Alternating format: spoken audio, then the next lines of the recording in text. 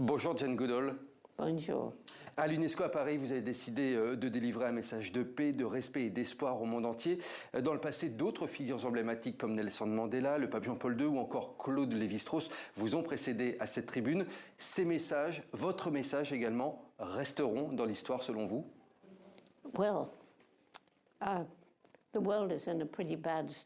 Eh bien, le monde est dans un assez mauvais état actuellement. Et ceux qui portent le message ne doivent pas oublier à qui il s'adresse. Vous savez, je voyage 300 jours par an à travers le monde pour aller à la rencontre de dirigeants, d'enfants, de citoyens de tous horizons, de scientifiques aussi. Pour différentes raisons, les gens m'écoutent. Ils me disent que cela les aide et leur donne envie de faire davantage d'efforts pour notre futur et notre environnement. Il faut penser à notre planète et à sa survie. Il y a des craintes légitimes, mais nous ne devons pas abandonner, malgré nos peurs. Vous êtes une infatigable militante. Qu'est-ce qui vous anime depuis toutes ces années? Pourquoi je continue ce combat? Vous savez, parfois les gens me disent « Mais Jane, c'est difficile d'avoir espoir en l'avenir. Pourquoi vous vous acharnez à continuer ?» Eh bien, c'est tout simplement parce que je suis passionnée par les questions environnementales. Je veux faire tout ce qu'il y a en mon pouvoir pour assurer la protection de la biodiversité, des forêts et des espèces animales. Nous devons restaurer les espaces que nous avons perdus parce que nous devons défendre les animaux. J'aime les animaux. Vous savez, je les vois comme des êtres uniques, avec leur propre personnalité, capables de ressentir la peine ou la peur. Et quand on leur fait du mal, ça me touche. Mais aussi quand je vois tous ces enfants innocents, quand je vois les décisions que l'on prend. Alors pour sauver leur futur, il faut sauver notre planète, maintenant. J'imagine que vous devez être fier de voir ces nouvelles générations reprendre le flambeau, de reprendre votre combat. Passer le relais, c'est ma principale mission pour le reste de ma vie. Vous savez, j'ai 90 ans désormais. Je souhaite faire grandir et transmettre le programme du Jane Goodall Institute aux nouvelles générations. Les jeunes sont mieux informés. Ils ont conscience des problèmes de notre planète. Nous les encourageons à passer à l'action pour la changer. Ils sont déterminés et courageux. Je suis vraiment fière de cette jeunesse. Quand je vois ce qu'elle réalise pour faire de ce monde un endroit encore meilleur pour les générations futures. Vous avez été l'une des premières femmes primatologues dans un domaine scientifique largement dominé par les hommes.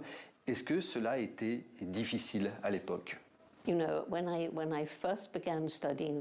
Vous savez, lorsque j'ai commencé à étudier les chimpanzés, je n'avais pas fait d'études pour cela. Le professeur Leakey, mon mentor, m'a choisi car il ne voulait pas prendre quelqu'un dont l'esprit était influencé par les scientifiques de cette époque. Eux voyaient les animaux comme des choses, comme des objets uniquement. Puis quand je suis allée à l'université pour la première fois, après 2 années à être aux côtés des chimpanzés, ces scientifiques m'ont dit que tout ce que je disais était faux, que je ne pouvais pas dire que les chimpanzés avaient une personnalité propre à eux, ou des pensées, ou des émotions, parce que c'était le propre de l'homme. Il ne fallait pas que je parle de mon chien comme d'un enfant. Mais tout ceci était faux. Nous ne sommes pas la seule espèce sur la planète à avoir une personnalité ou des émotions. Aujourd'hui, nous avons évolué sur ces questions et on se rend compte qu'au-delà des chimpanzés ou des baleines, d'autres animaux sont dotés d'intelligence, comme les cochons, les rats, les oiseaux, même les poulpes.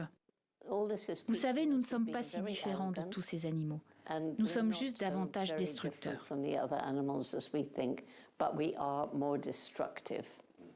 Jane Goodall, qu'est-ce que vous avez appris, vous, des chimpanzés? Et selon vous, qu'est-ce qu'on peut encore apprendre d'eux dans les prochaines années, les prochaines décennies? La chose principale que j'ai apprise à leur côté, c'est ô combien nous, les humains, et eux, les chimpanzés, on se ressemble. Imaginez, on a 98,7% d'ADN commun. Ils communiquent comme nous, s'embrassent, s'enlacent, réclament de la nourriture. Les mâles se battent et font des grands gestes pour dominer l'autre. Ils me font penser à ces politiciens qui veulent le pouvoir. Il faut voir aussi comment les chimpanzés protègent leur famille, utilisent certains outils présents dans la nature. Tout cela, nous le partageons avec eux. Nous ne sommes vraiment pas si différents, contrairement à ce que les gens peuvent penser. En fait, nous sommes une partie de ces formidables animaux et nous continuons à apprendre d'eux. Il y a des similarités liées à la protection du territoire, par exemple. Il faut voir, lorsque deux communautés de chimpanzés se disputent un endroit, c'est impressionnant. J'ai l'impression de voir des humains se faire la guerre. On grandit avec ces tendances agressives. Mais vous savez, on est doté d'un cerveau, d'une intelligence. Il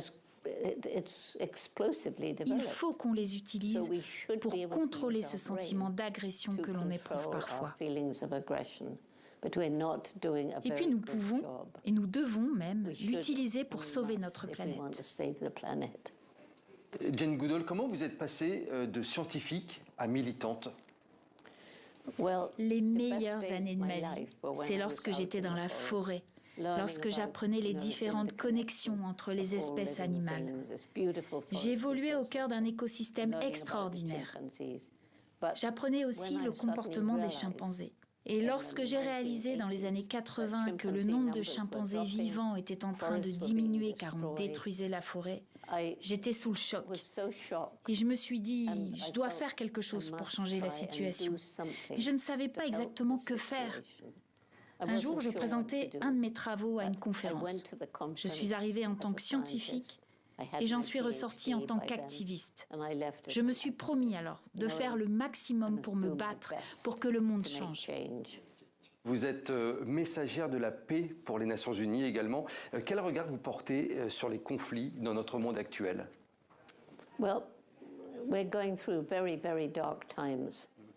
Nous nous dirigeons vers des périodes vraiment sombres, avec davantage de guerres, probablement. Des conflits sur le continent africain, par exemple, des violences localisées. Non, c'est vraiment une période sombre vers laquelle nous allons.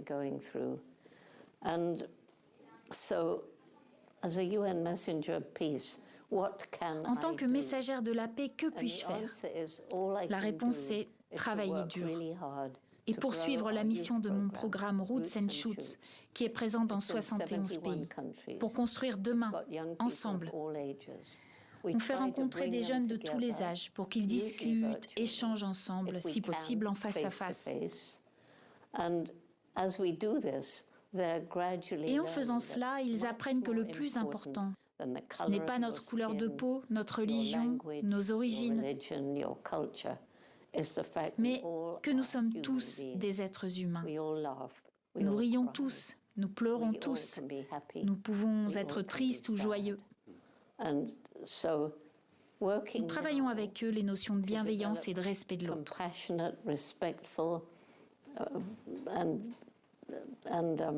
Ces enfants seront les parents, les professeurs ou les leaders de demain.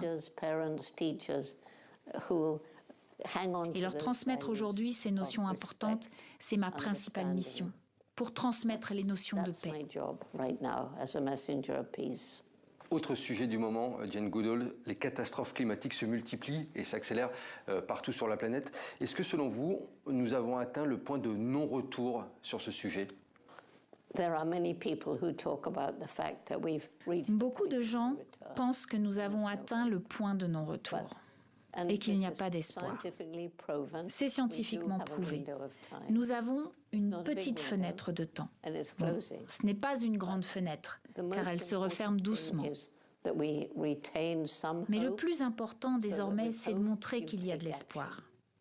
Car l'espoir donne envie de passer à l'action ensuite.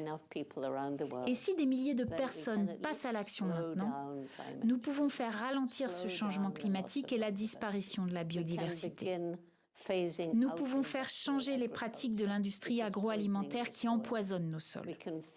Nous pouvons lutter contre les usines d'élevage intensif qui sont cruelles pour les animaux et qui rejettent aussi tellement de CO2 et qui empoisonnent l'eau. Il faut aussi éradiquer la pauvreté, car les gens qui vivent dans la pauvreté détruisent leur environnement. Mais c'est une question de survie. Ils créent de nouveaux espaces pour cultiver la terre, pour nourrir leurs familles. Nous devons aussi réduire notre mode de vie, chacun de nous. Vous l'avez compris, c'est un ensemble de choses à mettre en place. Fini de parler, fini de promettre, il faut passer à l'action. Nous devons agir maintenant.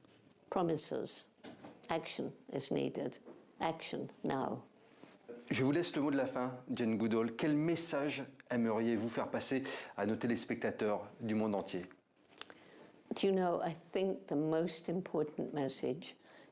Le message le plus important, c'est que chacun d'entre nous a un impact sur notre planète, chaque jour. Et nous pouvons choisir la nature de cet impact.